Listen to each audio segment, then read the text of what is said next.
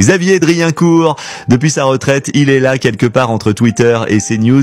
Il s'est reconverti en grand mufti du ressentiment postcolonial, activiste de clavier, militant d'un camp de base situé entre Neuilly et la mauvaise foi. Il hante les plateaux comme un fantôme en quête de projecteurs. Dès qu'un présentateur lance un débat du style l'Algérie, chaos ou méga chaos, Xavier surgit tel un ninja en costume cravate. L'Algérie, un labyrinthe sans issue, clame-t-il, le regard fiévreux. Mais le vrai colisée de notre héros, c'est Twitter, l'arène où il se rêve en gladiateur du retweet. Là, Xavier déploie une frénésie digne d'un hamster dopé. Chaque post anti-algérien, même le plus farfelu, est repêché avec l'enthousiasme d'un collectionneur de coquillages. Amirz, le légendaire camelot des sextapes, tweet une ânerie, retweet. Aynouche, le caricaturiste dont les dessins font regretter l'invention du papier, pond un gribouillage, retweet, décrète-t-il, ébloui par ce qu'il prend pour de l'art, mais qui ressemble à un accident de feutre.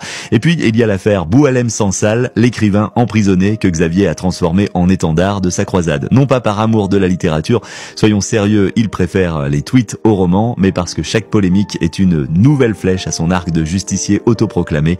Depuis, il tweet comme un possédé, multipliant les attaques contre l'Algérie avec la ferveur d'un influenceur en quête de likes. L'Algérie réprime, hurle-t-il dans le vide numérique, oubliant que ses sources préférées incluent un vendeur de sextape et Plantu, l'autre caricaturiste, dont le seul talent est de faire regretter à tout le monde l'invention du crayon. Il rate même ses bonhommes en bâton. Le matin, peignoir noué, café tiède à la main, rafraîchissant son fil Twitter toutes les 5 minutes pour voir si Amirz a balancé un nouveau montage vidéo avec une voix trafiquée et une insulte mal orthographiée.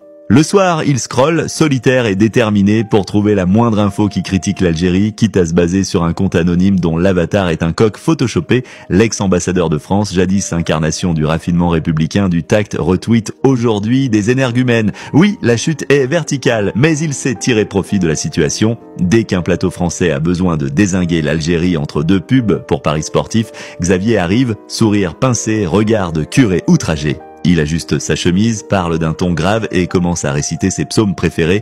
L'Algérie va mal, les jeunes veulent tous partir. J'ai vu ça de mes yeux en 2007 dans un salon de thé. Mais en réalité, Xavier ne veut pas sauver l'Algérie, il veut qu'elle échoue pour pouvoir dire « Je vous l'avais dit » avec une petite larme de fierté au coin de l'œil. Il ne rêve pas d'une Algérie meilleure, il rêve d'une Algérie ratée pour que son livre en solde ait l'air d'une prophétie.